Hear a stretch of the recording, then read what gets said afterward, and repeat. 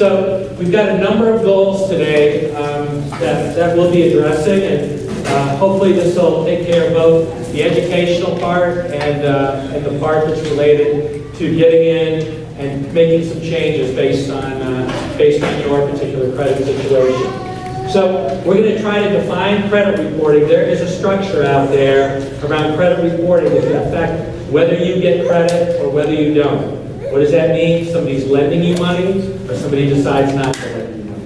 Why is a credit report important? We're going to talk about that a little bit. Who uses a credit report?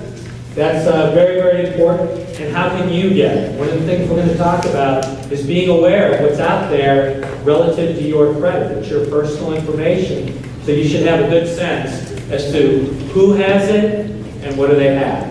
What are your rights regarding credit? We're going to cover briefly 4 laws that are for us, the consumers. And it really protects us in a lot of different ways so that we can't get bullied if we've got some issues related to credit. Repairing your credit, contacts, and methods, that's where we're going to go through. If you've got some issues, we're going to go through some specific circumstances that can occur to any one of us, how you fix those, how to go about it, where the contacts are, and any support that you can get from various organizations. Disputes. You're going to find that if you take a look at your credit report, that there are going to be some things on there that aren't your fault. That are just things that are wrong from the companies with whom you have credit cards, or maybe you're making payments on loans where things don't get applied correctly. So we're going to talk about how to handle a dispute. And that's going to be really, really important if you're here, not only just to think about how you're spending your money and where you're borrowing money, but if you get this report back and you see that doesn't look right to me, how you go about getting that corrected. And then lastly, if you take a look, if you take our recommendation and go out and get this credit report that many people get that's going to be available to you free, and you go, wow, that's just not where I want it to be, and I'm finding I can't get the credit that I need, then we're going to have a couple tips on how to improve that. And it's a little bit more of a slow roll, but you have to start somewhere. So we'll do that. So what's in a credit report? And first of all, has anybody ever seen a credit report? If you've seen one? Okay, that's good. It's good to be aware of that, what's in it. I'd like to run through that real quickly. First of all, identifying information's in there. So that's things about you, your name, where you live, your birth date, your social security number, all of that personal information that identifies you as you. It's important that that information is correct. So when you're looking at your credit report, be sure that that's accurate. The credit itself. So that is a section of this credit report, as you know, those of you who've seen it, that shows who you have credit with. If it's a credit card company, it lists the types of transactions, your credit limit, what your balances are, anything associated with what you're doing with that individual creditor. Credit inquiries. There are 2 types of credit inquiries. One is voluntary and one is involuntary. The voluntary credit report, what do we think that might be? You're providing permission for somebody to go get that. Involuntary is where somebody's reaching out without your knowledge to get your credit. And particularly if you have applications out there or different companies share information where they're sending you credit applications and those kinds of things, listed in this report is going to be anybody who is asked about your credit. So you'll have a good sense as to who's doing that. Then lastly, any public record information. So what is that? That's court-type activity. And as you can see up there, we've got some examples. Collection agencies, bankruptcies, garnishments, any lawsuits, if you've had a foreclosure on any of your property, those types of things are in there as well. So it's really a pretty complete view of your cash flow, of how you spend if you think about it. Because we use cash less and less, and that means that more and more is going to be showing up on this credit report. Part of the educational piece of this, and I need a little interaction here, why do you think your credit report is important? Can anybody give me a word or 2 words? Why would this be important to anyone? Loan. Okay, it's to get a loan, right? Say again? Employment. Yep, very much so. Anyone else? Yep, absolutely. And we're going to talk about how your credit rating affects your interest rates. It does for sure. The one thing and the one word that I think most signifies what's going on here is risk. So what is a credit report? It's providing some quantifiable number that says, here is how you stand to your peers. And if you're much better than your peers, then it's likely somebody's going to view that as less risk. They're going to be willing to loan you money, to let you borrow money. They'll be doing it at a fee, of course. Nobody's giving us money for free. But that risk assessment is really what this is all about. How people view you as a repayer of any loan. So the reason I think are pretty obvious and why we think we may need to borrow money. I mean, first of all, you may just not have any cash right now. It's a cash flow situation. Some people's incomes are up and down based on the type of work that they do. So there may be points of time where you're really going to depend on credit just to make it from week to week to week. Bigger purchases, no doubt that if you're going to buy a car, going to buy a house, not many of us are paying cash for those, are we? So a credit report is really important. It's something that banks from a mortgage perspective and auto companies from a car perspective really look at this credit report to see, are we comfortable with lending you anything between $30,000 and a couple $100,000 for a house or more. So that's really important. One thing, as we mentioned earlier, we're going to see that as your credit score is a little bit lower, the risk is assumed higher. It's less likely that somebody's going to be comfortable with you. So there's one of the things that we're going to talk about is if your credit score is down here a little bit, we're going to see what we can do to raise that up, the things that you can do personally, and get that credit score so you know what, when you really need this credit, it's available to you. I mean, I think that's something we all want to do. Is I don't think anybody wants to just continue to build and build and build credit, particularly when you have that. There are certain things you know you're going to buy over time just because of the expense involved. As I said, a car and a house are the two examples that affect our lives probably most. So we want to be aware of that. We're going to really tear this credit score apart a little bit. And then also from a credit card perspective, any emergency, stuff happens, right? We know that. Unusual things happen. Some are catastrophic, some are just inconvenient, but you may need that credit to take care of that situation right then. So looking at those are the types of things that all of us are spending money on all the time. Okay, so before we get into the detail of the credit report, here's a flow of what happens if you've applied for credit somewhere. The first thing is typically you're completing some type of credit application. You're going to a third party, some constituency, saying, I need you to lend me some money. If that's a credit card, it's giving you a line of credit.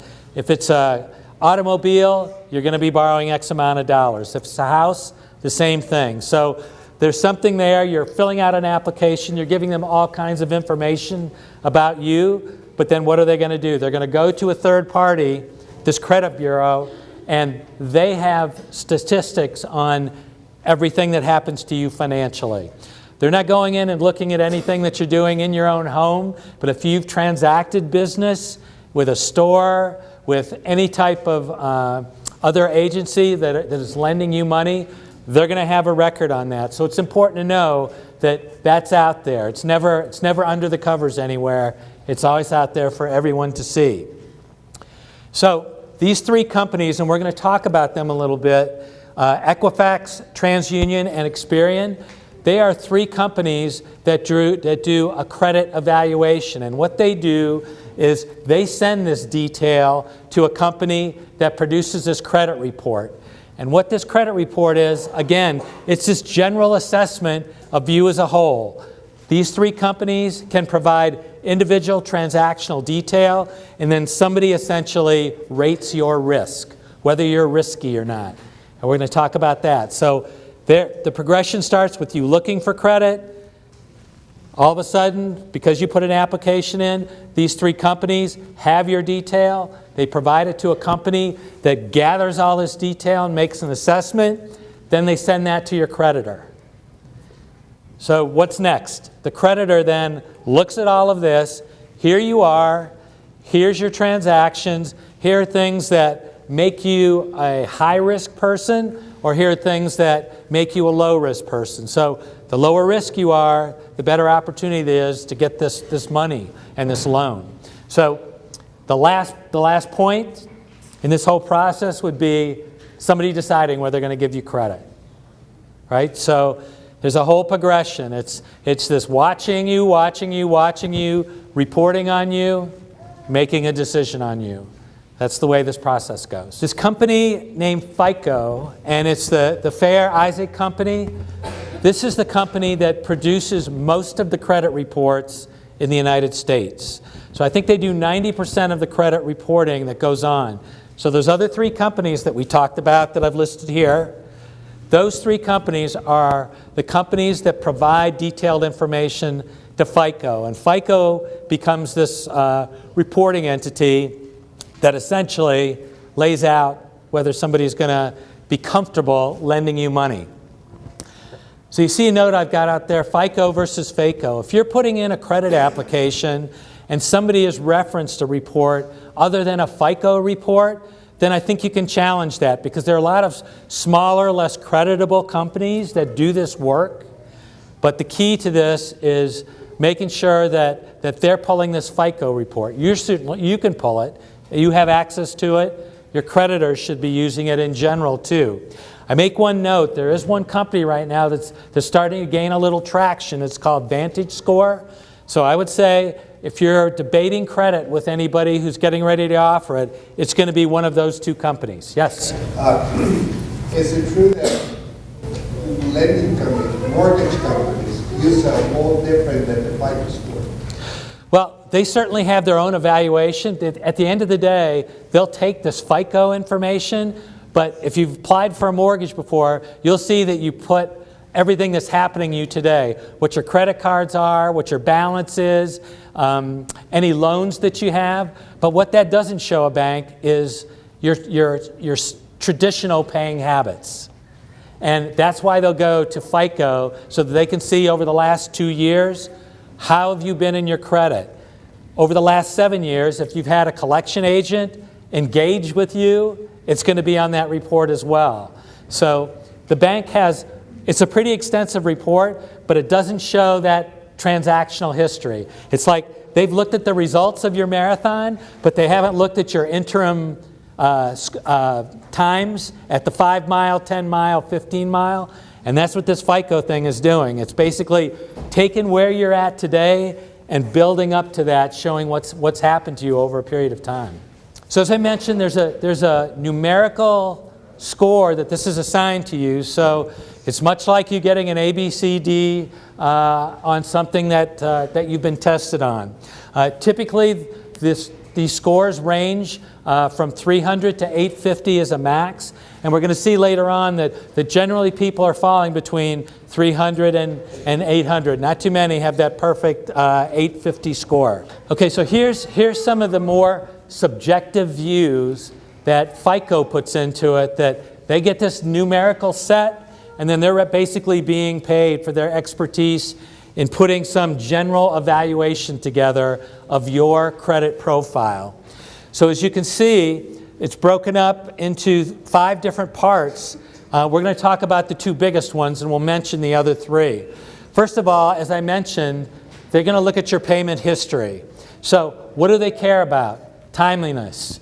They care whether you're paying on time. Are you late for payments?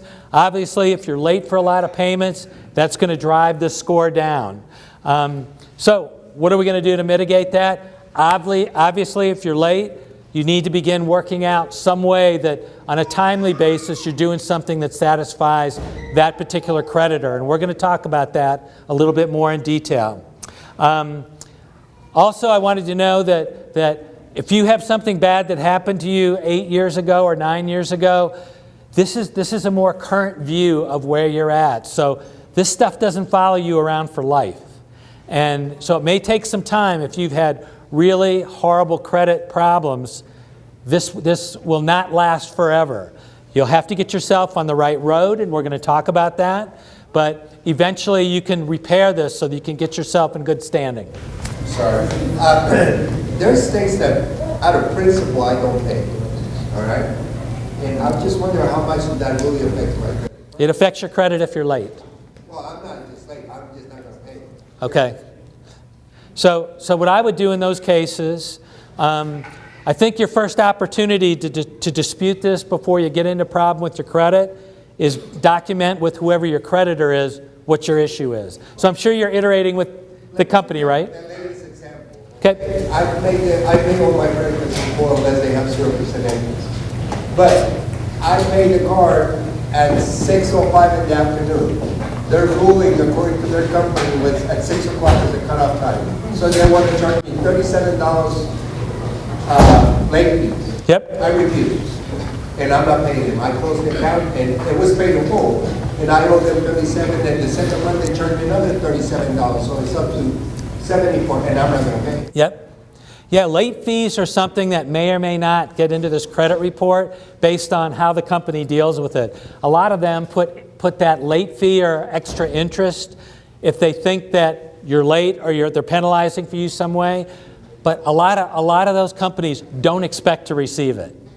That's one of the mysteries there is you really get involved in that iteration, you'll find out for sure over some shorter period of time whether they mean business or not. If they stop doing what they're doing for you because you haven't paid late fees, then you've probably got an issue. But not too many companies are making that income based on when they bill you. They kind of throw it out there, see what sticks, take what sticks, and let the rest fall off. So it's a good point. It's a good point. Then on the amounts owed, 30%. So what they're doing is they're looking at your income, obviously, and then looking at how much credit you have. What do you have out there that you owe? So if you're making $30,000 a year and you've got $40,000 in credit on credit cards, probably going to be an issue there. But if you have $30,000, making $30 a year, and you've got $10,000 credit cards, it's a different view of that. But it's something that's weighed. Yes? I'm sorry.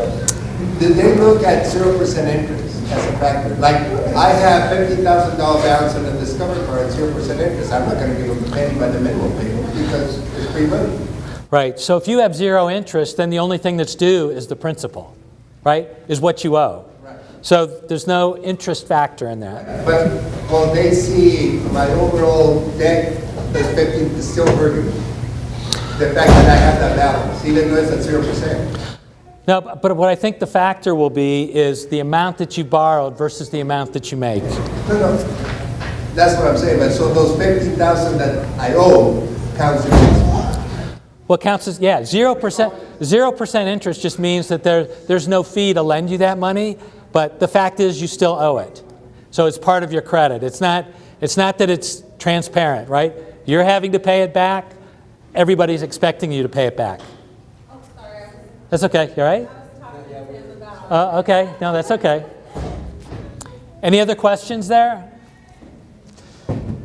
So one of the things that obviously, and we're going to talk in a little bit more detail, is that it's better if you begin chipping away and paying away at those credit balances. You'll see some people try to open new credit cards and essentially move their credit over there. And that really doesn't help you at all. You're better focusing on what you have, working that down, showing that trend. That's more meaningful in the overall credit score. Okay, so we talked about these scores and the ranges, and the actual range that's typically happen is between 300, which is very high risk, unlikely you're going to get any credit, very, very difficult to climb out of and get new credit, versus an 800, which is at the top of the line. You're borrowing money, you're paying it. Might be somebody that charges everything each month, but pays it back each month. They're really not carrying balances. Yes? Is that helpful to build credit? Because I know if you listen to, like, say, frequency, if you listen to a lot of the credit things, they say don't use credit cards because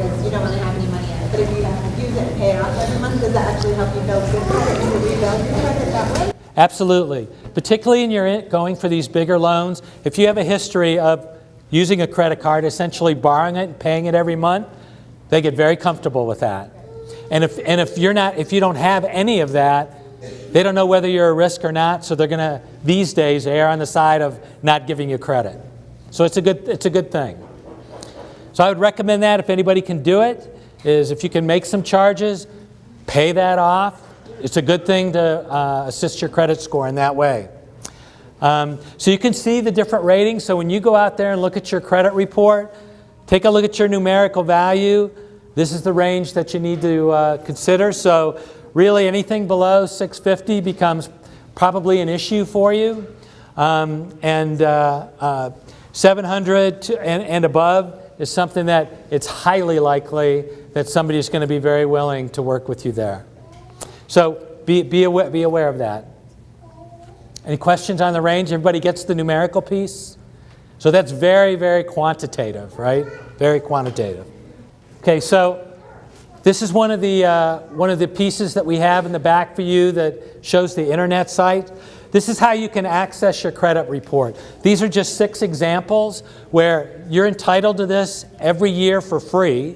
So you can go out there, request it one time a year, won't cost you anything. You can request it multiple times in a year. You may pay a fee to get it if you've done your one free request, but it's a good way just for you to monitor even annually as to where it's at. And it's going to be a good thing for you to do that even if you feel like your credit's pretty good, it's just to check the data on it, to make sure that the things on that credit report are things that are happening in your life, things that you're paying, things that you're doing.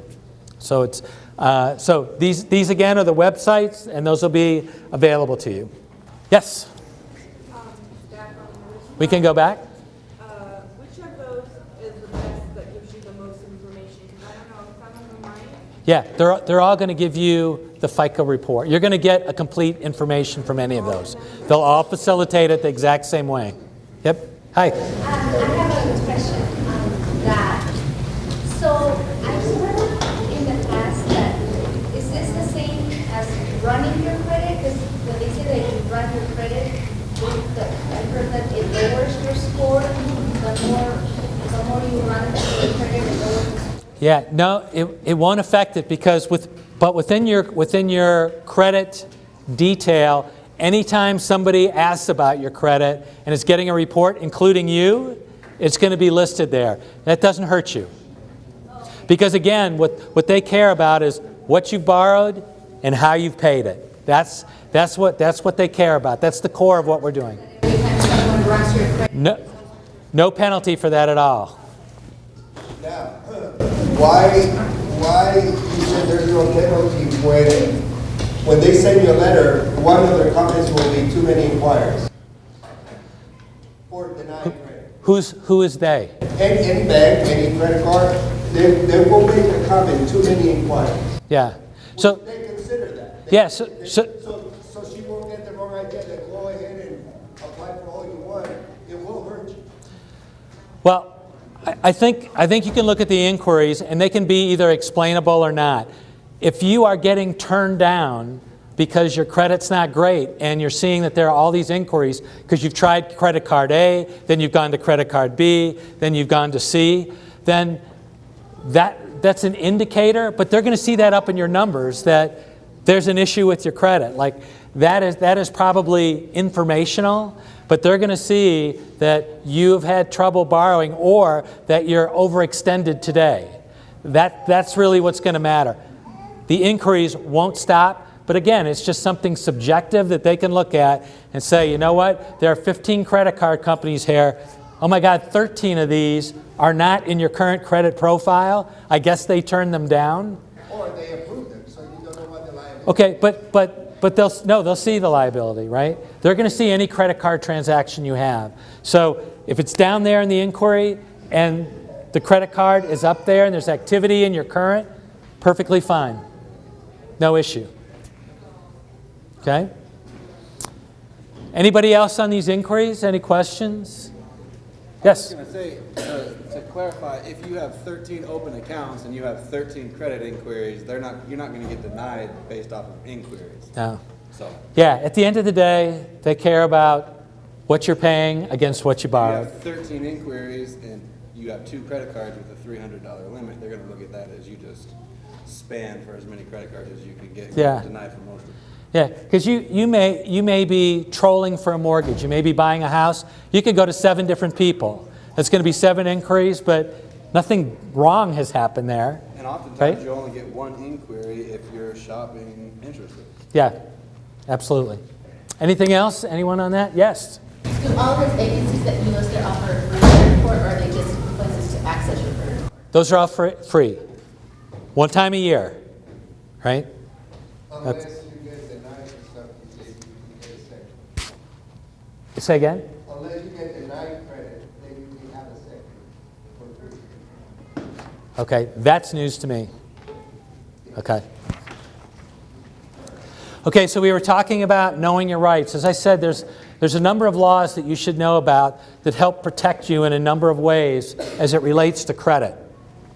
The Fair Credit Reporting Act, if you look at that, if you're contesting this credit bureau report, the credit bureau, those 3 companies that I showed you a little earlier, you're entitled to know who received that report. You're entitled to get a copy of that report. Any denials, if somebody pushes back on it, you're allowed to know that, and you're also allowed to dispute that. So if you see something in there that you didn't like, that you disagree with, you're going to have a right to dispute it. Your government backs you on doing that. The Fair Credit Billing Act, this covers mistakes that are happening in credit or bank transfer kinds of things. So this is a little more technical aspect, given now that we've got all these different avenues of EFT, electronic funds transfer. We've got Venmo. We've got all these different ways of moving money without actually handing it from one point to another.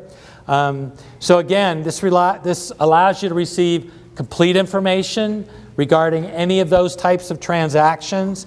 And this, again, applies to credit cards, bank drafts, loans, any type of electronic transaction that's going on. You're entitled to see that data. It's not a big secret.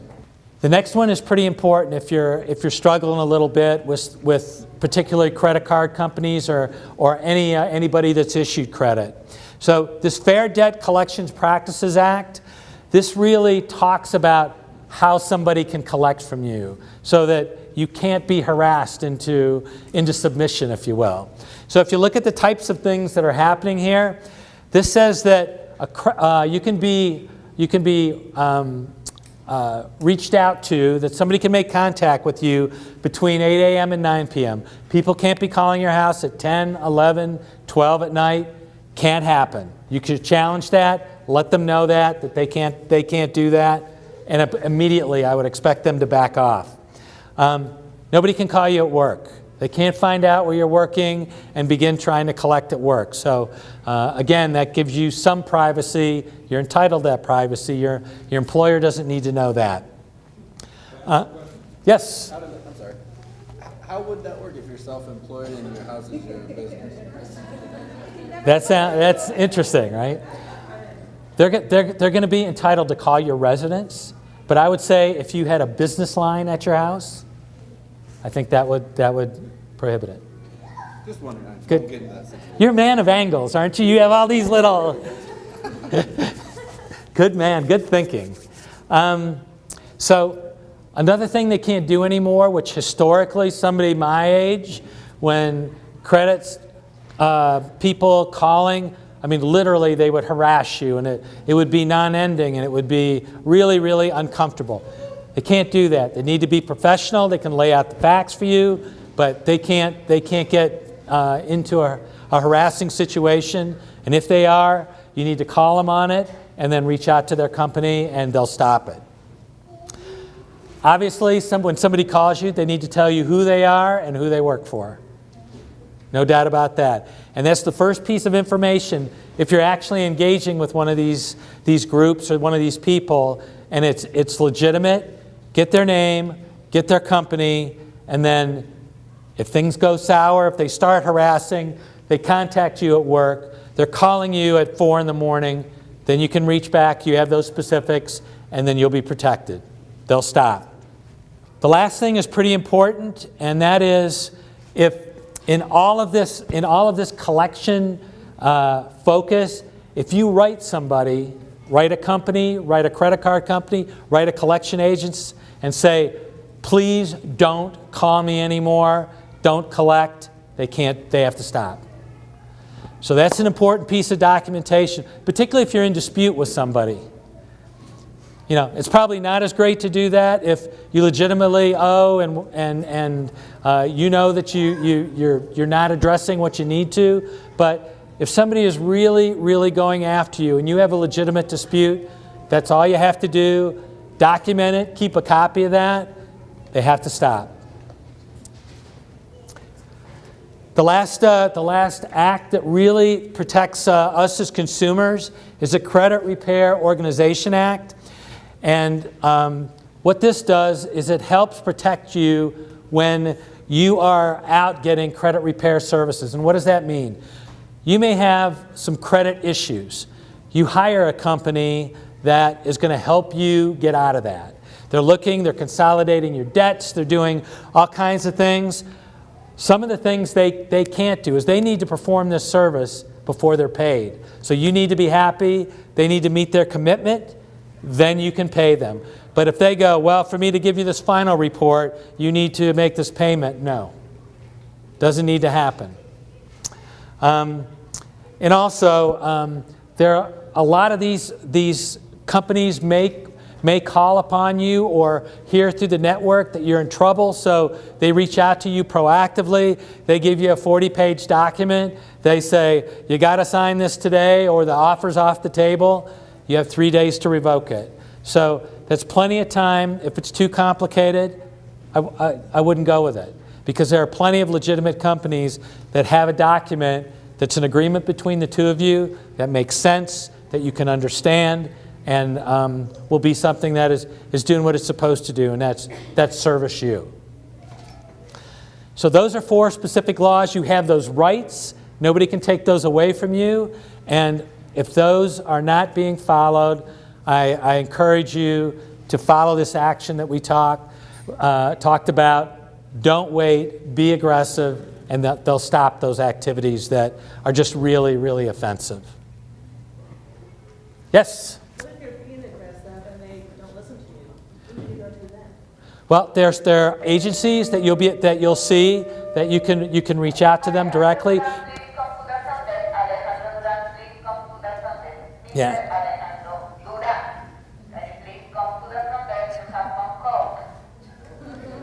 What she said was that the government can get involved, local politicians can get involved, but typically, if you're aggressive with the leadership of that company, they'll stop because they don't want to risk what's going on for you. They've got hundreds and hundreds of people. So if you have examples of that, I would love it. Well, I don't know, being falsely accused and they're collecting money for something that's not mine. Okay? So I have written to them, talked to them, I said, please stop, and they're still collecting it. So I don't know what else to do. Yeah, so in those situations, it really is between you and the company. There's nobody there that can protect you. The last thing that you can do, like I said, is just elevate it. If you're dealing with the collection guy that's kind of going rogue a little bit, then you just need to stop talking to that person, find out who runs that company, and send it directly to them. And that really does work. You can go out on the internet, find out who their president is, send it to them. It'll stop. They probably won't risk it based on, several people. Yes, okay. Okay.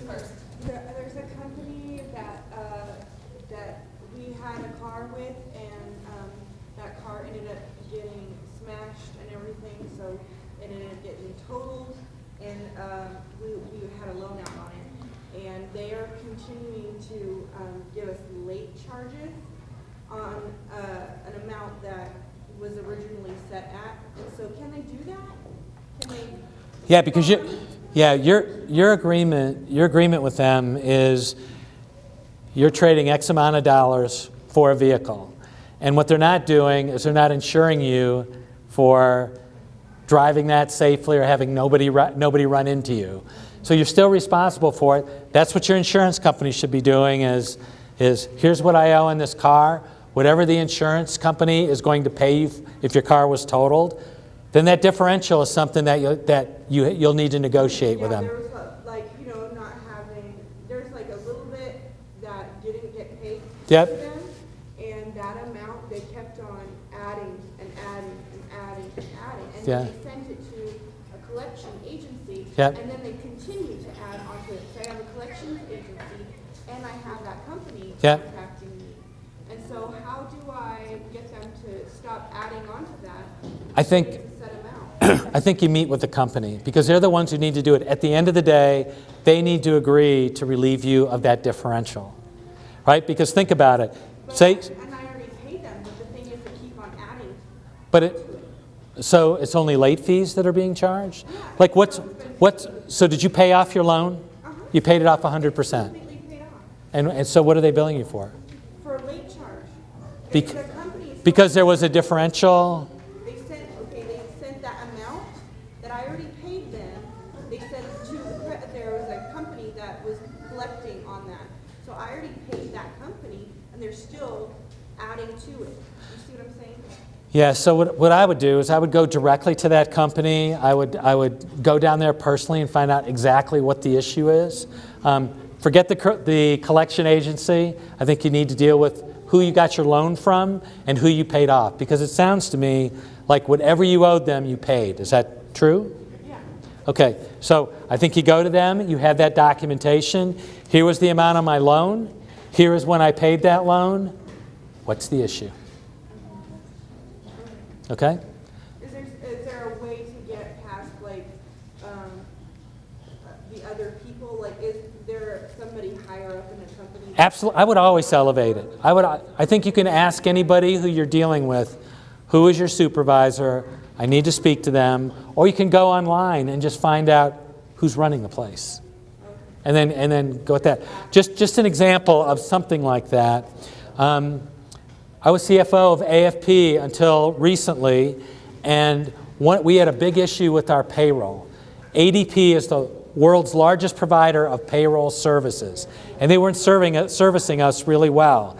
And we were dealing with our own level of people, our account rep, all of them couldn't fix what was going wrong. We only have 800 people, but the fact of the matter is we were affecting 800 lives. Each paycheck was at risk because they were screwing up. So what did I do? I wrote and then emailed and then called the CEO of ADP nationwide. That person had somebody call me back within a week, and we got somebody engaged that could make this change. It's just, you just need to find that level of person that's willing to commit to you as a customer. And there'll be people like that, I think. We had a question over here? Yeah. Yes? On a collection, how long does it need to be on your credit where you can have it dropped off? 7 years a collection agency is on. Past 7 years, what do? You just send a letter in and you say it's been on 7 years, nothing's happened to it. It's still Well, collected. they may still have that on there, but I'm saying if you have an item that is over 7 years old, it'll drop off your credit report, but you may still get pinged. But what about a collection? Is the collection the same thing? If it's in Well, collection status? Well, there's no statute of limitation on somebody trying to collect money, but again, you could write them and say, stop trying to collect from me. Well, no, I mean on a credit bureau. So on your credit bureau, on all the Yep. agencies, how long is it before you can get that to drop off? 7 years. Collection. So even a collection is 7 years? Yes, Okay. yes. Yes, you had another. I had, I guess, I don't know what to call it because okay. So a creditor called me and trying to collect like, I don't know, $2,000-something for a visit I never went to at the hospital. The only thing they got correct was my name and my address. They don't have my social, they don't have anything. How would I get them to not call me? So again, I think first of all, I was like, no, I never went to this hospital at this time or whatever you're saying. Okay, so you've had conversation, have you documented that? Did you write somebody and say, here's the bill, I was never in during that date? Like, well, can you please send me something? And I don't think they ever sent me anything, now that I think about it. And they called me twice. I told them both times, no, I do not remember taking this visit. I don't, I think maybe you have the wrong information. Can you please send me something in writing? And nothing was ever, they never sent me anything, and they called me for a second time. So Yeah. how would I go about that? Because I know I'm like, I was not there at the hospital. I Yeah. don't even think I've been to that hospital. Yeah. So what would I do? So let me ask you this first. Have you pulled your credit report to see if that's on it? No, I didn't. Okay, so maybe that'll be a good exercise as part of that to see if it's on it. Don't even worry about it? But, well, see if it's there. But what I would do, though, is I would write them, tell them to stop trying to collect from you and to try to provide whatever it is that's owed. So then you can go to the source and write them or see them and go, you have this, that I was there on March 30th of last year. I was in Tahiti. I wasn't there. Okay, great. What if it's not on your credit card? What? What if it's not on your report?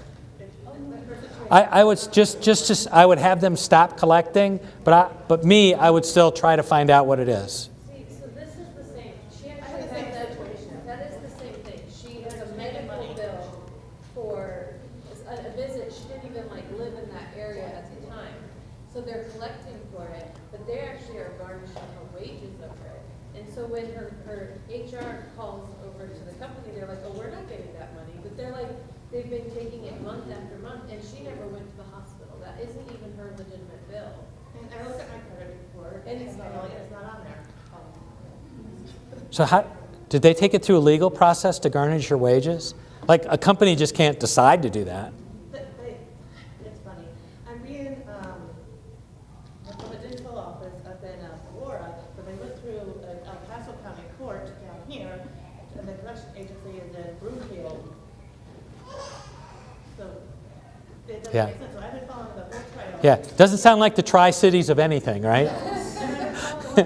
The court says, I don't know, they don't know what I'm talking about. Okay. But the court papers went to my payroll, and that's why they're paying it. And I talked to payroll, and they said, well, we can't do anything unless the court tells us to stop. But the court says I don't owe them anything, Yeah. and so I'm stuck. So where was the service supposedly have been? In Aurora, service happened in Aurora. Okay, so have you set an appointment with anybody there? And it may be worth it if somebody's taking your money from you to literally go there, take that bill, and have them show where you signed in to the place, you signed out of the place. If they can't find you there, then they need to stop. Because I called the place, and they said they didn't know record of me, but I haven't been to the place. And I asked the Yeah. question, they said to send me some paper, and she did, this ridiculous bill. It's not- Yeah. It's not me. So that's what I would do. I would go to the books and records department of the billing of this hospital or whatever facility it was, and then have them show you where you signed in and signed out. Okay, and then once I do that, how do I? Once you do that, then they should be able to turn off any collection if they can't prove it, because they're the ones who've contracted these other people to try to get your money. So it'll be up to them, and then you just document that. You get them to agree to it, send them a letter. This is confirming I was never in that location, and then you need to go after the reimbursement from them as well. Okay, so it's a little bit of a paper chase, but physically, if you just get that, I mean, that's like a starting point. And if they're taking money from you, probably worth driving over there. Yeah. Did you say the original hospital, whatever it is, says they have no record? Yeah. So then if she goes to them, if they have no record of her, there's nothing they can do. I like call, and then maybe if I show them what's in it. Have them give you something. Yes. I would call a lawyer. I mean, have you called a lawyer? It sounds like a lawyer. Yeah. But I think the good news, the first thing the lawyer's going to do is, and you're going to be paying for a lawyer, is do exactly what we've said. Try to get that information. If you can go get it yourself and solve it yourself. But if you have money to burn on an attorney, they can certainly do exactly what I've just described. Right, and then the collection agency Yeah. I'm like, well, where's it going? She said, Yeah. to the lawyer.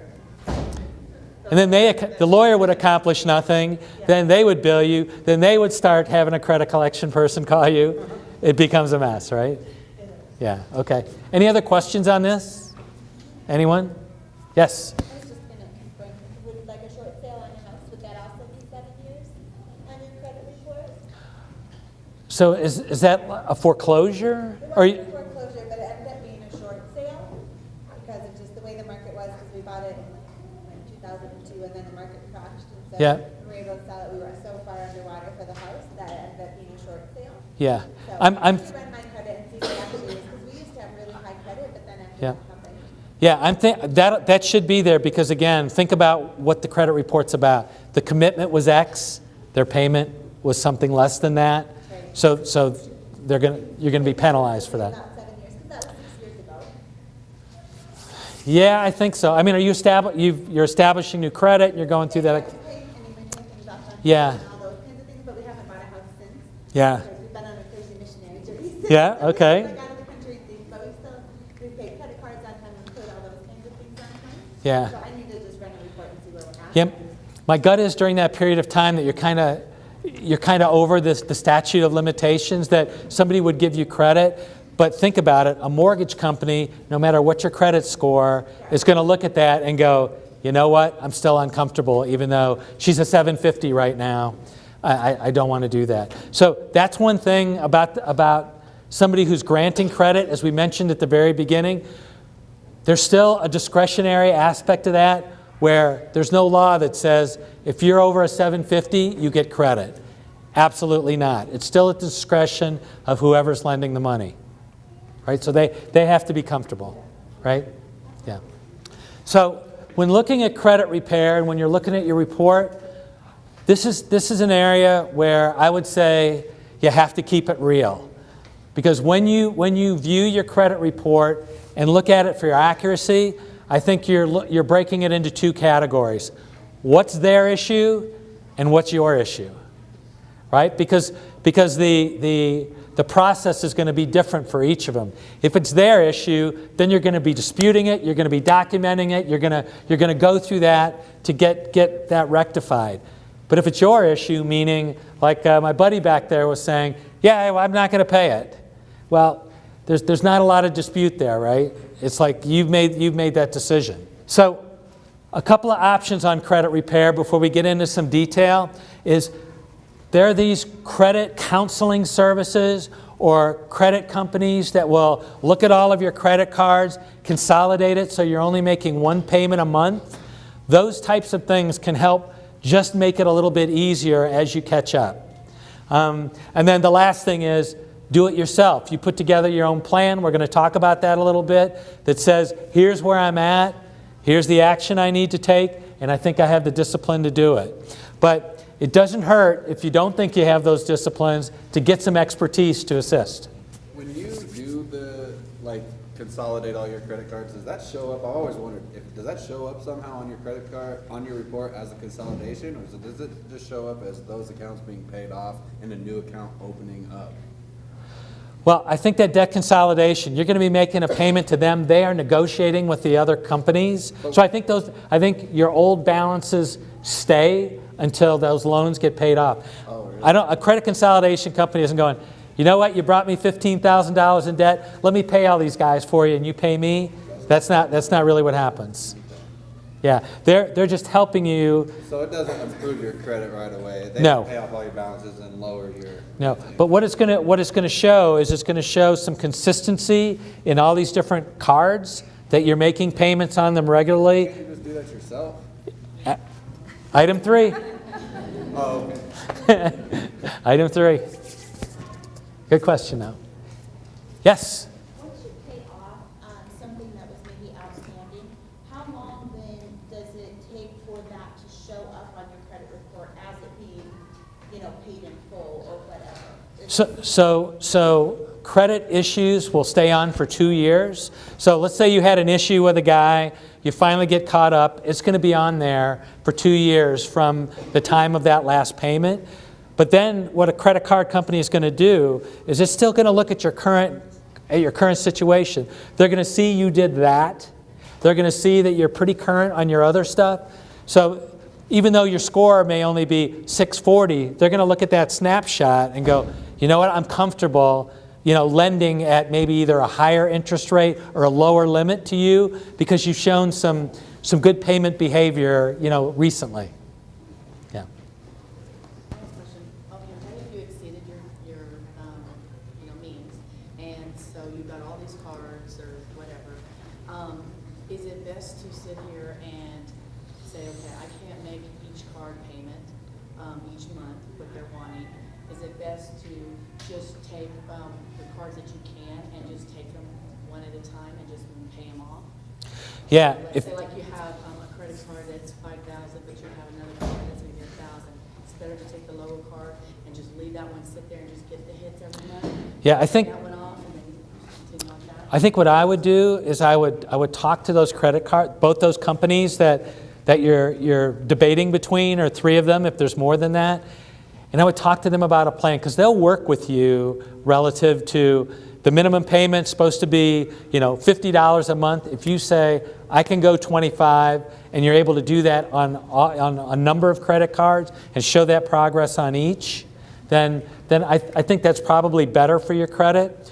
The issue you're going to have is if you are making credit card payments and you're not covering the interest that they're charging you that month, then you're losing ground. You're never going to catch up.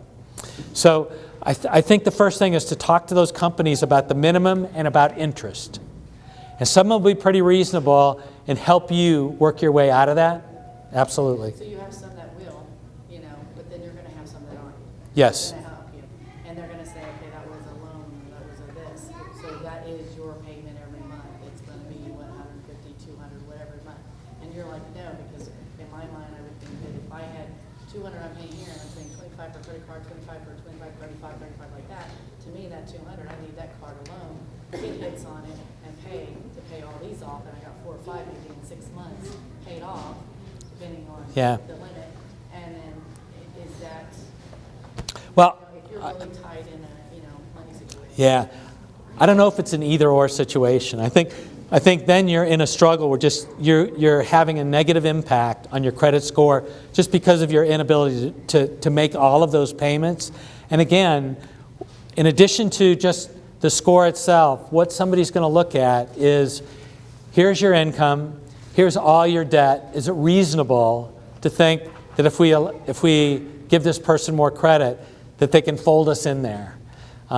So I think to build your credit score back up, I think you make a focus. It's going to be budget decisions that you're making, much like you said.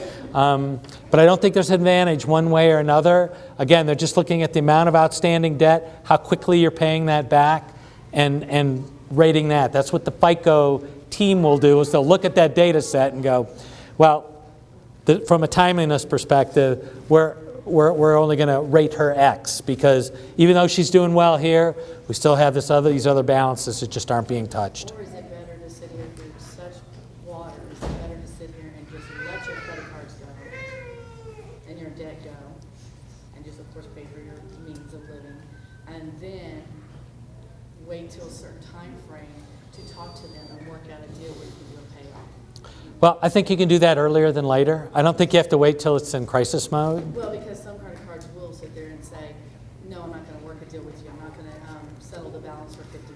Yeah. Or 75%.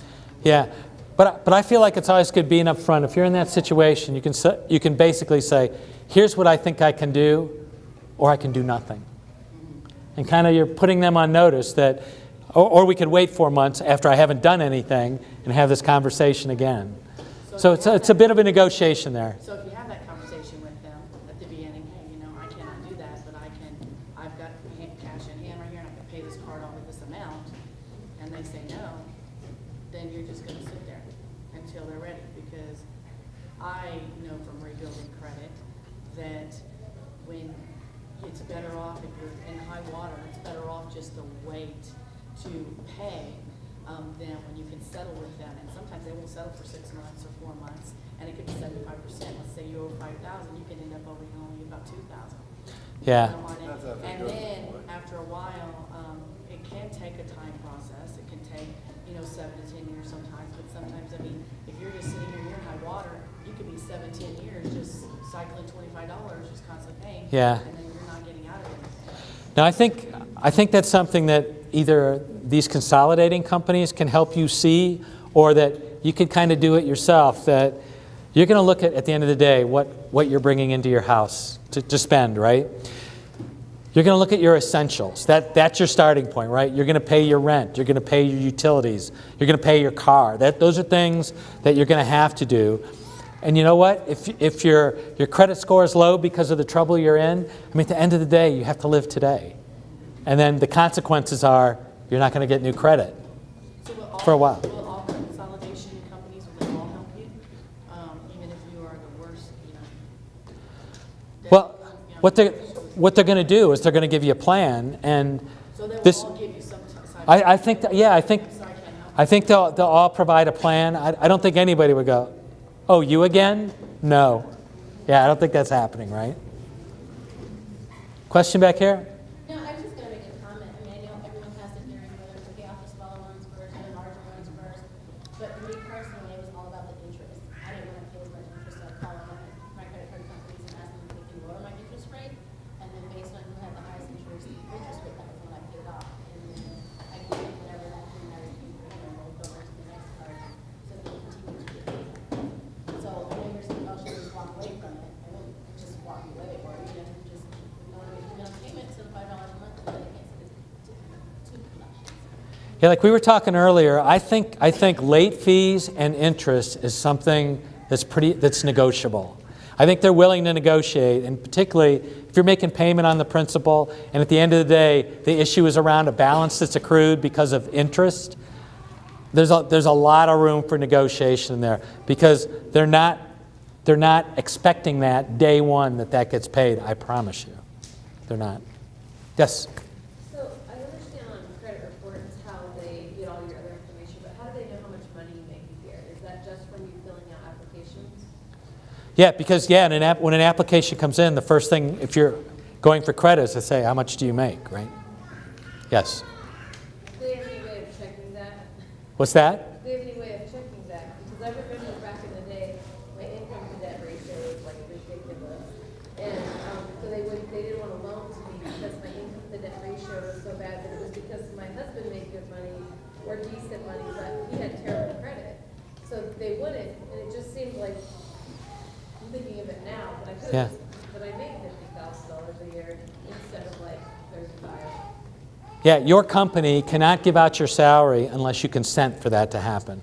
So one of your major problems is income to debt ratio, and you were okay with being a liar, you technically lied. Yeah, but probably when you're signing that application, you're allowing confirmation with your employer. Okay, but if you're self-employed, then They may ask you for a tax return. you'll be very disappointed. Yeah. Yeah. Okay. Let's look at the things that affect us negatively. I mean, all these are pretty obvious and things that we know that we have to deal with. The thing that I want to ask as we go through this is whether this is their fault or your fault. So, if they have bad information related to loans on their reporting, is that your fault? No. Missing credit limits. They don't see what your credit limit is on there. Is that your fault? No. Company's fault. Missing payments. You know you've made payments. You look at that credit report. You don't see it. Is that your fault? Company's fault, but that may be something you need to engage in. You may need to let them know that that's happened. If you have incorrect account numbers on any credit cards, you see a credit card doesn't look like yours. Probably not your fault. So you may need to take action on it, but it's not your fault. And those are all things that you can dispute later on. If there are incorrect balances in what you owe, there's this credit card, you know you owe $1,000, you pull the report for that time, it says $7,000, not your fault. You can go out there, dispute that. Status of accounts incorrect, whether it's closed or settled. We talked about those types of things, maybe some legal action associated with that. If that doesn't look correct, again, not your fault, something you can dispute. Defaulting on a loan. Their fault or your fault? Probably our fault, right? And bankruptcy and foreclosure, it's a number in there that we're not going to be disputing. It's our issue, right? It happened to us. So here's some tips on the credit report. And again, some of these are pretty obvious, some things we've spoken about to just take this through a process that works. First of all, get a fresh report so that you know what you're dealing with, so you can see exactly what's out there at this point in time. So literally get the report, get a pen, a magic marker, and highlight those things that don't look right to you. Pretty obvious, but do that. Next, once you have those things that you're questioning, that's when you're going to begin that letter writing campaign. You're going to document what you think is wrong, and you're going to send it to that company to begin the resolution process. Really important that you send that, keep it, document it, be ready to discuss it.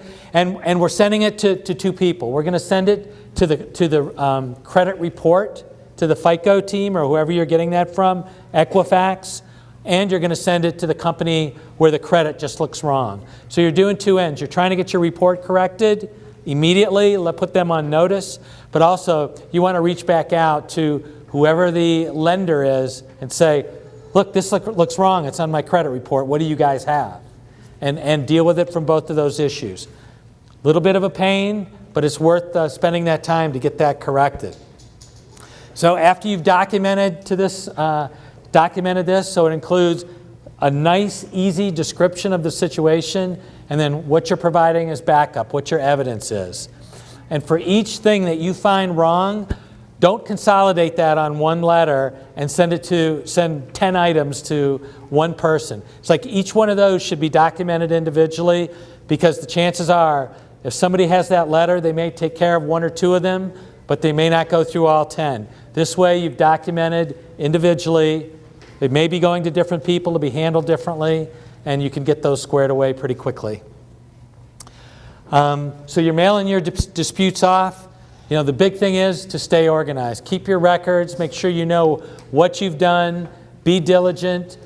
You may have to take a little bit of extra time, but again, it's worth it. If there are issues like somebody garnishing your wages for something that you never had happen to you, it's worth that extra time to just keep that money. The biggest thing, which we accountants are experts at, is don't take no for an answer. That's just apply that Chinese water torture. It's just like a credit collection guy would do. It's like over and over. It's follow-up until you get an answer that satisfies you. Many times that'll happen. So as you can see in this dispute process, I went out and looked on the internet, and I saw a stat that said 79% of the errors that are disputed that are between the company and yourself and the person believes that they're right get resolved. So that's a pretty high percentage. So a lot of effort, but 8 out of 10 times, if that is in fact right, it's going to get resolved, it's going to come off your credit report, you're going to be back in good shape and you'll be back in business. But it takes some diligence for sure. It's not something that just happens. So after you reach out, what happens? The credit reporting agency will look at it. They have 30 days to investigate your dispute. So there's some automatic deadline there that they're going to get back to you on. Information forwarded to the credit issuer, so they're doing it, and hopefully you have done that already so that we can get that resolved. Then they'll issue a report to the credit reporting agency that says this is resolved once it happens. And lastly, the credit reporting agency, when they find out the error was made, the correction's been made, whoever made an inquiry, they'll send out a correction. And they'll send it to you as well. So that you'll have that documented if it comes up ever again, that this happened, we addressed it, it was resolved. Okay, just a number of sites that we'll have in the back for you. Here's the mailing address for disputes. So those are the 3 companies I told you about. Other ways to file a dispute, these are other online and phone ways, but again, everything that you read statistically is go back to those credit agencies and document it and send hard copies. that online and phone really just doesn't work. It isn't effective. Okay, so once your dispute was approved, you've done all this effort, what happens? As I said, you'll get a free copy of your updated report. It's been corrected. You can get a copy to validate that.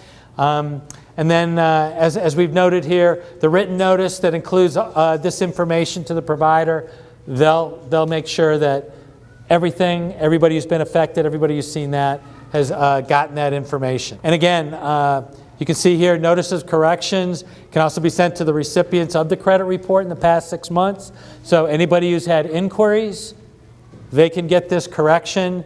And from an employment perspective, they can provide this correction for 2 years. So if you change jobs 3 times in the next 2 years, and that becomes an issue, they can certainly provide that to your employer. Okay, if your dispute wasn't approved, so what you can do is you can get that information where it hasn't been approved, so you've got that formalized documentation. Then those statements of dispute, if you've applied for credit somewhere, you want to get that to them proactively and say, look, we've had this dispute. I still think I'm right. It didn't happen. Here it is. Here's what we went through. So you can get that to the people who are evaluating your finances. And then, again, we're going to start to rebuild our credit after that. Okay, improving your credit, addressing ways to raise your score, inventory your spending. Let's talk about that real quickly so we can finish up. Ways to improve your credit scores. You can see all these. A lot of these are obvious, and it's easy to say, make all your payments. Sometimes that can't happen. So we're going to talk about that a little bit more. But if you can, keep your balances as low as possible. Wherever possible, accelerate debt so that you can get out from underneath that as quickly as possible. Take a look at your credit report on an annual basis, because again, this stuff doesn't happen overnight. It may take a couple years. So just stay engaged with your report, know what's out there, know what your score is, know what you're working on. I think that's really important. And in some cases, one of these consolidating companies may have you apply for some type of installment loan that literally does. You borrow from one person, they pay off all your loans, and then you work that out with them. So that can happen. We said that doing things for yourself is one way to do it, that you don't need a consolidating company, that you don't go to other service. So here's just a few of the things that we really need to do. And it's amazing how many people are running into cash flow issues and don't know where their money went.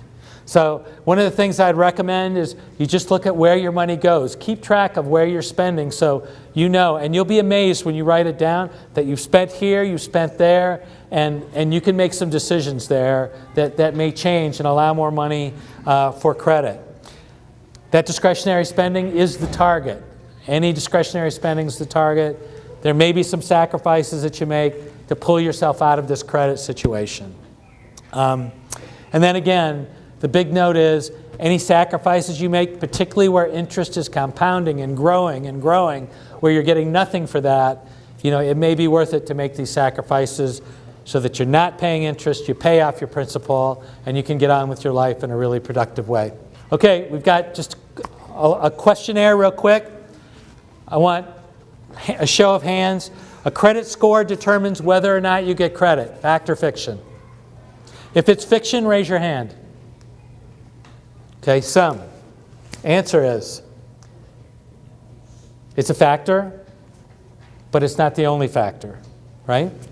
Next question. Your credit score will haunt you forever. Is that true? It's fiction. It's a view that point in time, but it will not haunt you forever. As you get current, like we talked about, things will get better. Credit scoring can contain bias based on demographics. Do credit scores take into account who you are? Answer? Right. Not considered. That's fiction. Credit scoring can be an invasion of privacy. Who thinks that's fiction? One person thinks it's fiction. Go ahead. It is fiction because remember, as we talked, it's only taking transactional data that's available out there by law. So it's not going into anything that they shouldn't be going into, not taking into account anything outside of transactionally what's happened to you. Credit scores drop if you apply for credit. Fact? Answer? Fiction.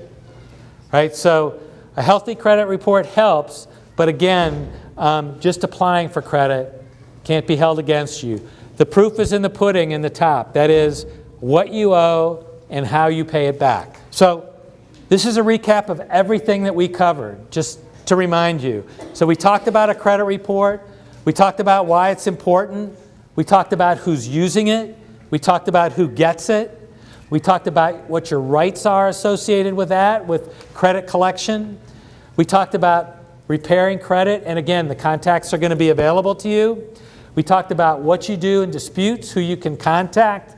And then lastly, we talked about putting something together that will responsibly improve your credit score. So just a reminder before I turn it back to Alex is we have this class on Monday that's coming up. And again, the focus here is just to explain the new law that just got passed. And it'll be explained in a way that you are probably dealing with it yourselves. Very high level, very general, but it'll help you plan a little bit so that you know exactly what those new tax reforms have meant to you. You should have seen some benefit already. We'll explain that. And then also could help you in decision making if you're making some big decisions on how you're spending your money over the next year.